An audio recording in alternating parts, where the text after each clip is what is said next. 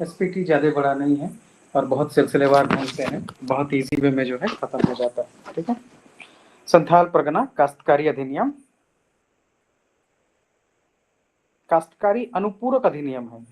ठीक है, अनुपूरक अधिनियम 1949।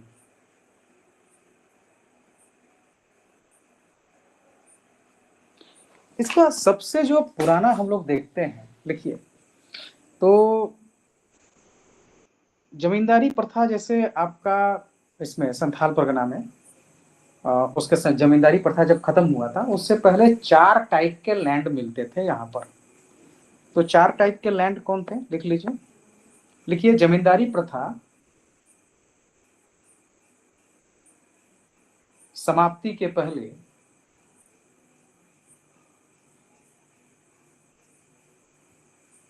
संथाल परगना में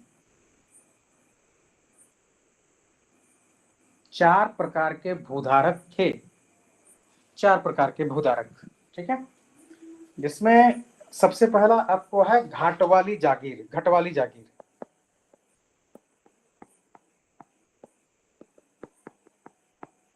घटवाली जागीर। ठीक है, एक्चुअली में ये मेनली पाया जाता था देवघर, जामताड़ा, दुमका में। देवघर, जामताड़ा और दुमका में। और इसका देखिए मेन इसका कारण क्या था, घटवाली किसको कहते हैं वो भी जान लीजिए।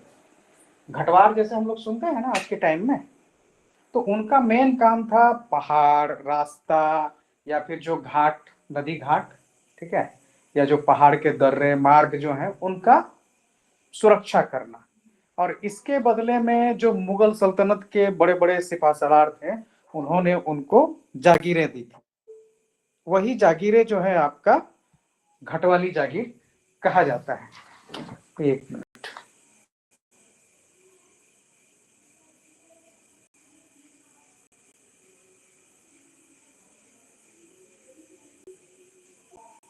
बिना नोटिफिकेशन दिए लोग,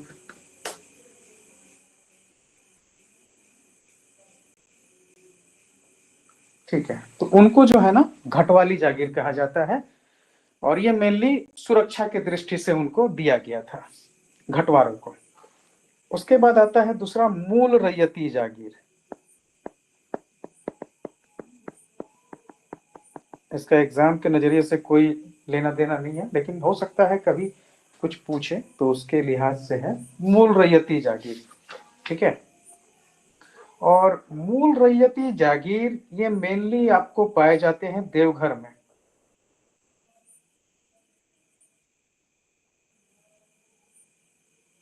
ठीक है, और इसको डिफाइन किया था 1876-77 में मिस्टर ब्राउन के द्वारा। ठीक है, मिस्टर ब्राउन मूल रैयती जागीर को डिफाइन किया था 1876-77 में मिस्टर ब्राउन। मूर्तोयति है सर। मूल रैयती,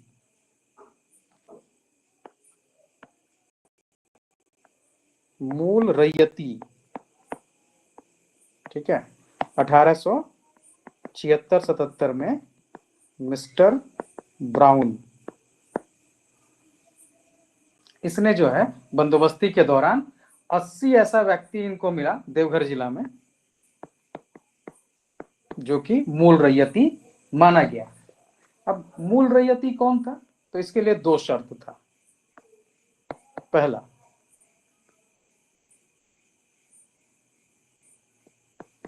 दावा करने वाला व्यक्ति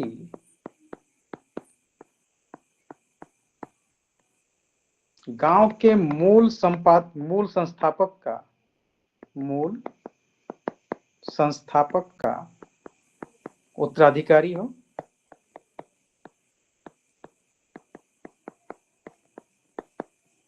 दूसरा,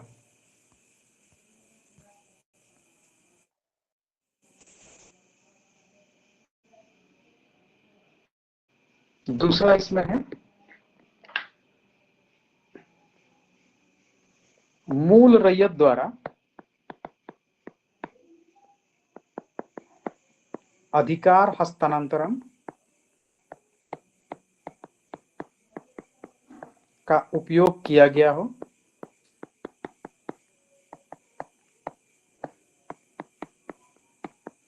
ठीक है, उनको जो है मूल रैयती कहा गया। बाद में आपका एच मैकफर्सन थे, उन्होंने 540 गांव में ऐसा मूल रैयत को स्वीकार किया था।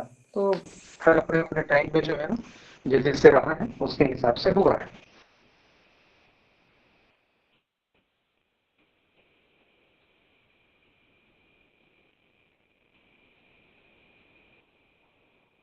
ठीक है, अब तीसरा जो आता है उसको कहते हैं घाट चौकीदारी जागीर।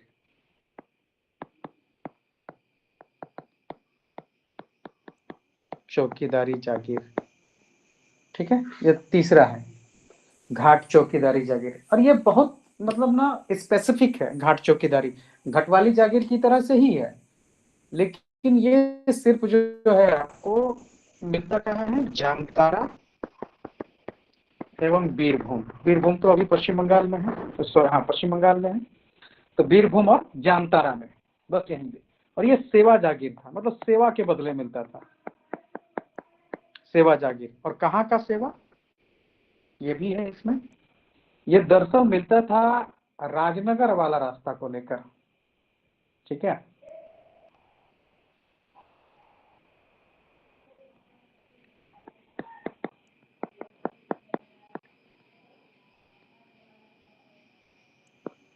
राजनगर तक जाने वाले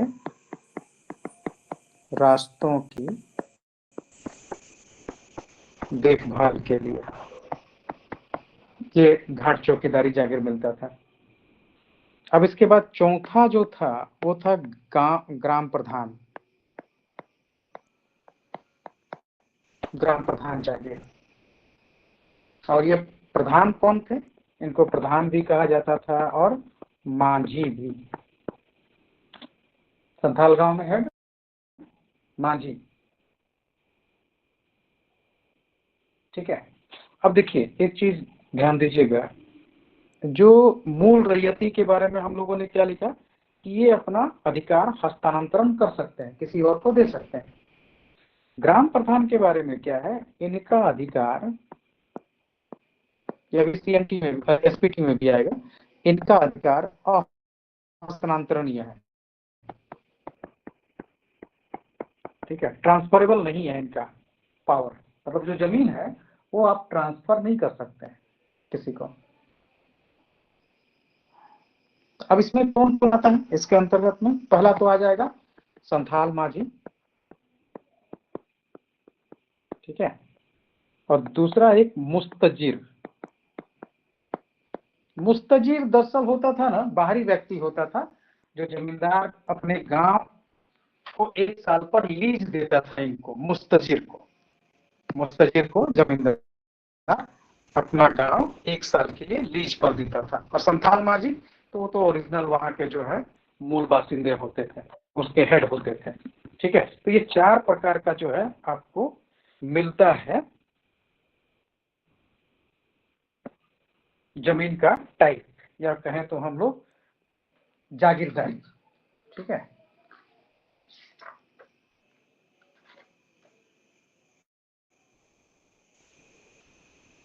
इस तरह के चार जागीरदार थे। अब हम लोग आते हैं 1855। अब आते हैं 1855। देखिए क्या हुआ,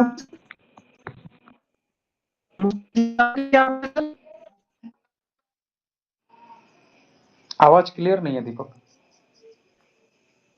सर वो जी बोले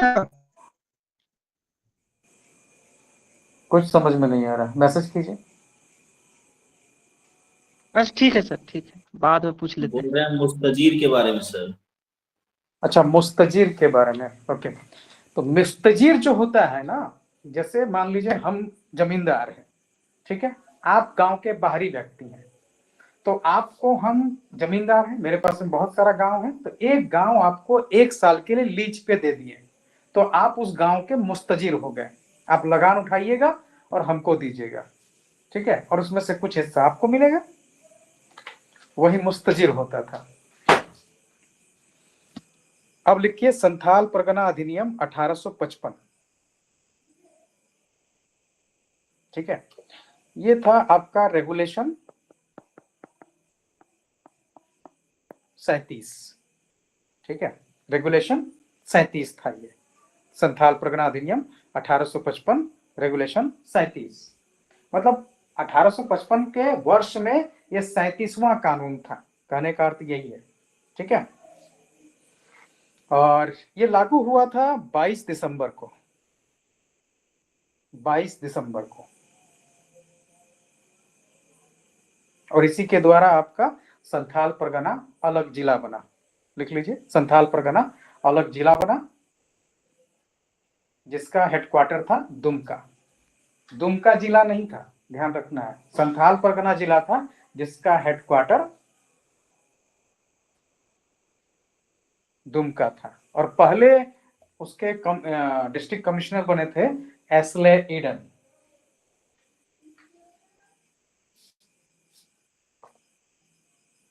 एस्ले ईडन संथाल परगना के उपायुक्त बने। ठीक है, और ये लेकिन ठीक है जिला बना, लेकिन ये था किसके अंतर्गत में, लिख लीजिए, ये भागलपुर कमिश्नरी के अंतर्गत था। प्रमंडल भागलपुर, भागलपुर कमिश्नरी के अंतर्गत।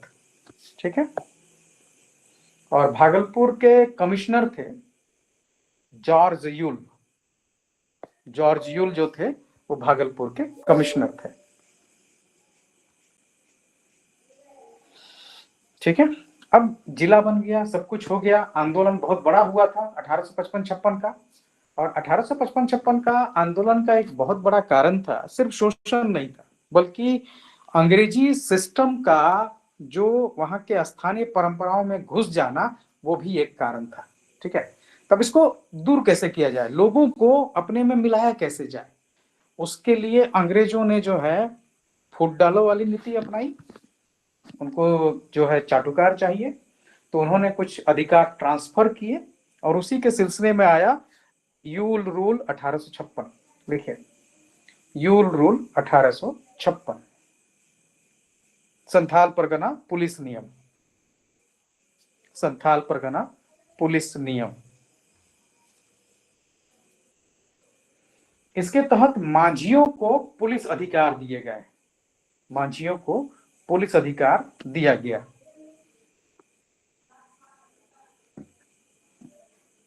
और यूल रूल नाम था इसलिए क्योंकि, लिख लीजिए, जॉर्ज यूल भागलपुर के कमिश्नर थे। जॉर्ज यूल भागलपुर के कमिश्नर थे, उन्हीं के नाम पर यूल नियम बना। ठीक है,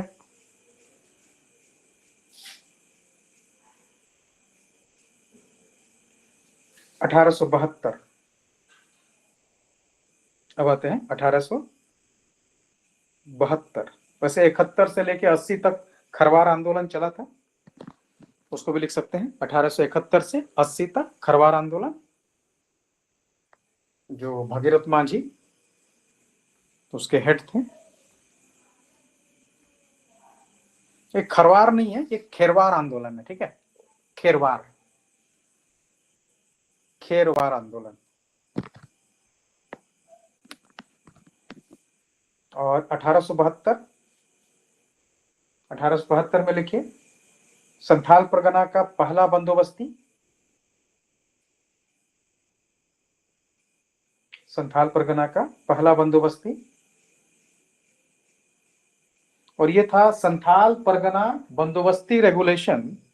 संथाल परगना बंदोबस्ती कानून या रेगुलेशन 3, कोमा देके 1872। जो एक्ट हम लोग देखते हैं 1949 का अनुपूरक या प्रोविजनल एक्ट, लेकिन मेन एक्ट कौन है, यही 1872 वाला कानून है। ठीक है, सबसे पहला एक्ट जो लाया गया था काश्तकारी और बंदोबस्ती को लेकर, सेटलमेंट को लेकर, वो आपका यही है, संथाल परगना बंदोबस्ती कानून 1872। उसके बाद 1880। माझी और परगनैत को कानूनी मान्यता दी गई। माझी और परगनैत को कानूनी मान्यता दी गई।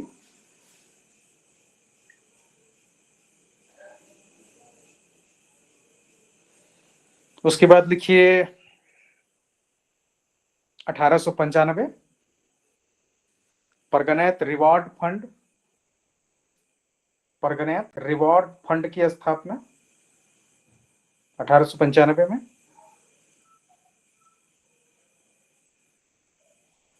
उसके बाद लिखिए 1886 1886 Santhal Pargana rent regulation, Santhal Pargana rent लगान, रेंट रेगुलेशन सेकेंड, 2 रोमन वाला 2 लिखिएगा। सर इसको रिपीट कीजिए तो, रेंट रेगुलेशन वाला। Santhal Pargana rent regulation 2 1886।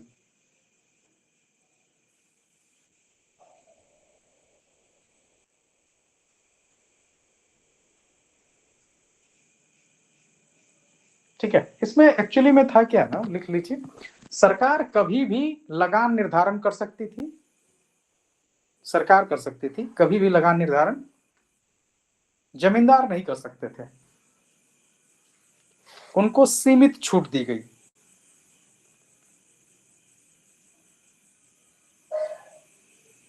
सरकार कभी भी नया लगान ऑब्लिक बंदोबस्त कर सकते थे, और उसके नीचे लिखिए जमींदारों को सीमित छूट दी गई।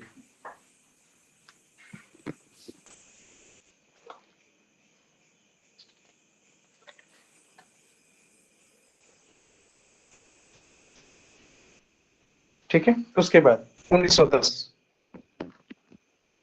ग्रामीण पुलिस रेगुलेशन, ग्रामीण पुलिस रेगुलेशन। उसको लिखिए माझियों को गांव से सरकारी लगान वसूलने की शक्ति दी गई। ठीक है, और इसी ड्यूरेशन में क्या हुआ था ना, तहसीलदार का पोस्ट भी जनरेट किया गया था, परगनेत स्तर पे तहसीलदार। ठीक है, अब आइए 1937 1937 लिखिए संथाल परगना इंक्वायरी कमीशन का गठन बिहार सरकार द्वारा, संथाल परगना इंक्वायरी कमीशन का गठन बिहार सरकार द्वारा।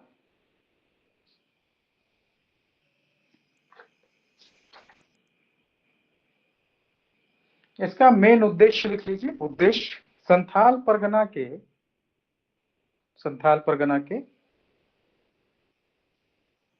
बंदोबस्ती कानूनों की जांच करना, बंदोबस्ती कानूनों की या भूमि संबंधी कानूनों की जांच करना लिखिए।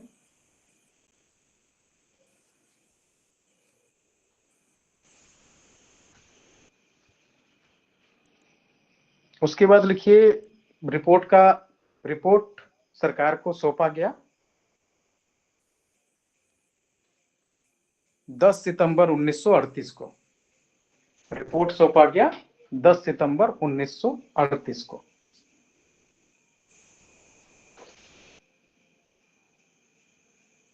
ठीक है, एक और चीज लिखिए 1911 संथाल सर इसका परगना, ईयर, क्या बोले सर इसका ईयर क्या है इंक्वायरी कमीशन का? 1937 में इसका गठन हुआ और 10 सितंबर 1938 को रिपोर्ट सौंपा गया सरकार को। ठीक है सर। अब लिखिए 1911। ठीक है, संथाल परगना मैनुअल, संथाल परगना मैनुअल, इसको संथाल परगना का बाइबल कहा जाता है।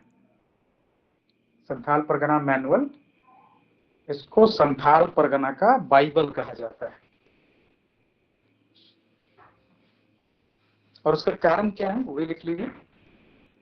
इस मैनुअल में संथाल परगना के सभी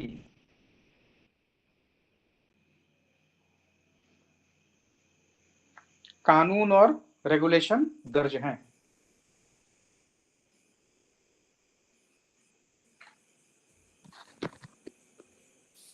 ठीक है, अब लिखिए 1946। सर एक बार लाइन रिपीट कर दीजिए तो। इसमें संथाल परगना के सभी रेगुलेशन और कानून हैं, सभी रेगुलेशन और कानून हैं।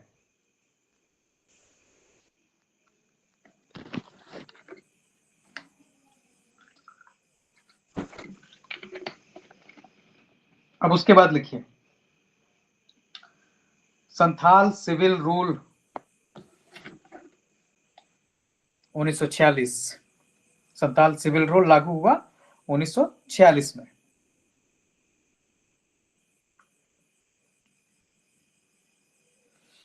उसके बाद हमारा आ जाता है 1949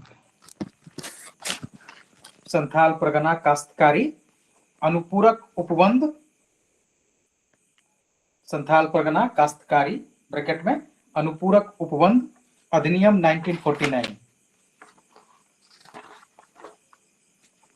ठीक है, प्रोविजनल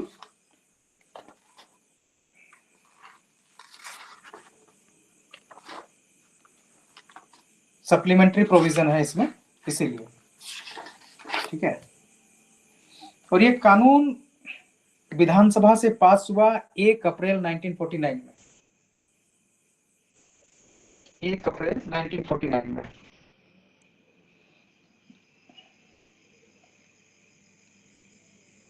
बिहार गजट में प्रकाशित हुआ 13 अप्रैल 1949 में। बिहार गजट में 13 अप्रैल 1949 में।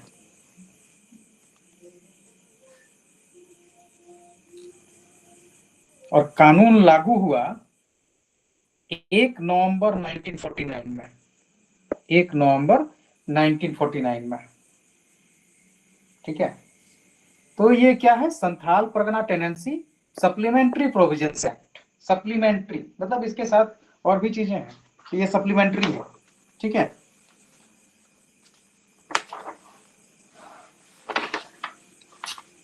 सर विधानसभा में कब पारित हुआ सर? 1 अप्रैल 1949 में। 1 अप्रैल को 1949 में।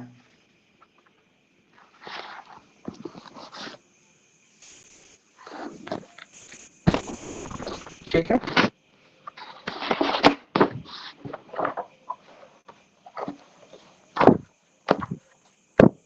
तो छोटा किन्हीं का। अब अलग अलग हम लोग देख लेते हैं इसमें क्या क्या है। ठीक है, अध्याय चैप्टर ये सब जो है थोड़ा देख लेते हैं इसको लेकर, एक्ट को लेकर। तो पहले लिख लीजिए Santhal Pargana supplementary provisions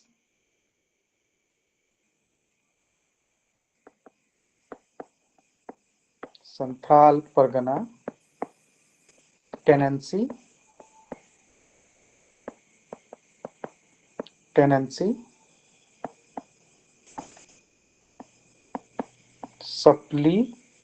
supplementary provisions act 1949। ठीक है, पास कब हुआ इसका नंबर भी लिख लीजिए, बिहार अधिनियम संख्या 14 1949। ठीक है,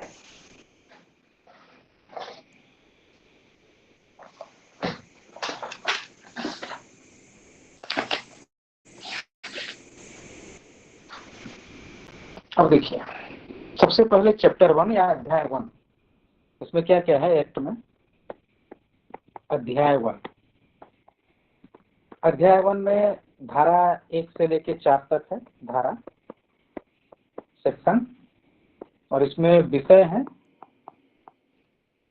प्रारंभिकी, प्रारंभिक, ठीक है, प्रारंभिकी या प्रारंभिक, ये मेन है इसका नाम। इसमें क्या है, परिचय है और डेफिनेशंस है। उसके बाद अध्याय 2, अध्याय 2 का धारा है 5 से 11 और इसमें गांव प्रधान मतलब ग्राम प्रधान एवं मूल रैयत के बारे में है, ठीक है। इसमें ग्राम प्रधान और मूल रैयत के बारे में है। उसके बाद में अध्याय 3 है, ये आपका 12 से 26 है, इनमें रैयत के बारे में है, 12 से 26 रैयत के बारे में। उसके बाद अध्याय 4 है, अध्याय 4 में 27 से 42 है, ठीक है। और इसमें मैंने क्या दिया है 27 से 42 में, गैर आबाद भूमि की बंदोबस्ती एवं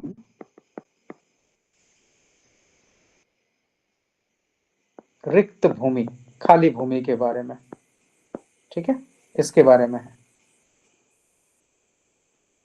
उसके बाद अध्याय 5 आपका जो है 43 से 52 धारा, इसमें लगान के बारे में है। उसके बाद अध्याय 6, अध्याय 6 जो है इसमें सिर्फ एक धारा है 53, ठीक है, और इसमें है जमींदार द्वारा विशेष उद्देश्य से अर्जित की जाने वाली भूमि,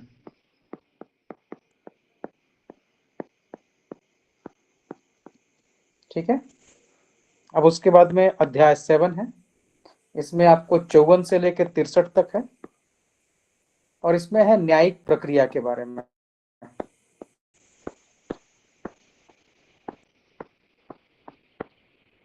उसके बाद अध्याय 8 64 से लेके 66 तक,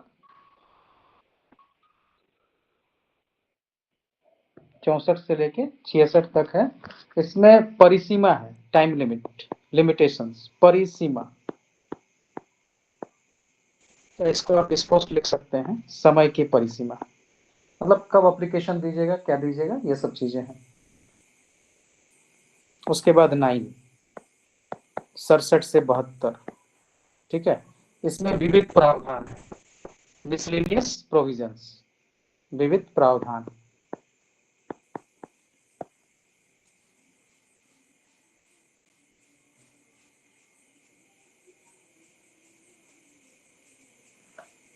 कुछ छूटा?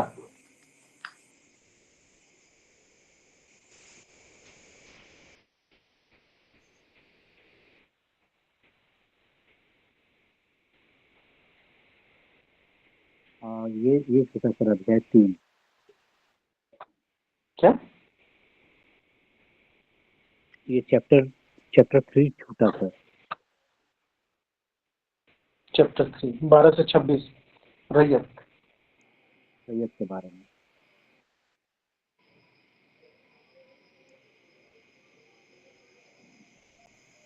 सर इसमें केवल 9 अध्याय ही है सर। हाँ, केवल 9 चैप्टर हैं।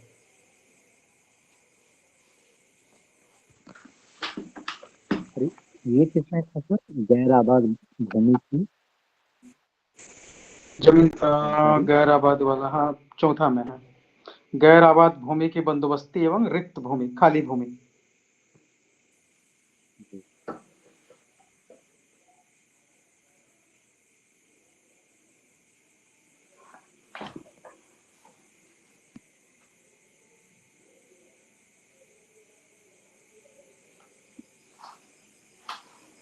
लैंड पे कई सर्वे हुए हैं, ठीक है, लेकिन 1970s के दशक में या 80s के दशक में, याद नहीं आ रहा हमको जस्ट, ठीक है, डीयू से एक शोध किया गया था, उनका नाम भी याद नहीं है, लेकिन उस शोध को मैंने पढ़ा। उसमें मतलब लैंड का जो हिस्ट्री है भारत मतलब झारखंड में, काफी ऐसा मतलब काफी अच्छा रिसर्च उसमें किया हुआ है। मतलब जितने भी दूसरे आप रिसर्च देखिएगा उसका एक अलग मायने उसमें है। और एक इंटरेस्टिंग बात बता रहा हूँ, मतलब जैसे डीयू में हो या दूसरे यूनिवर्सिटीज में, खासकर दिल्ली के यूनिवर्सिटीज में ही अब बात करूँ, झारखंड के बारे में वहाँ ज्यादा मटेरियल कंटेंट अवेलेबल है या कलकत्ता में।